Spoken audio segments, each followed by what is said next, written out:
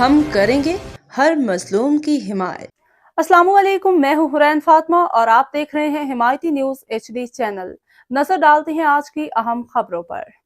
چکوال میں موسلادھار بارش کے باعث متعدد نشیبی علاقے زیر آب آ گئے۔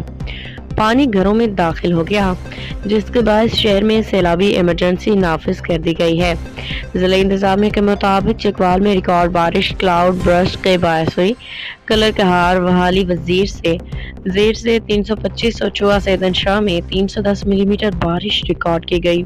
چکوال کے نوائی علاقے کھیوال میں مکان کی چھت گرنے سے ایک شخص اور ایک بچہ جاں بحق ہو گیا۔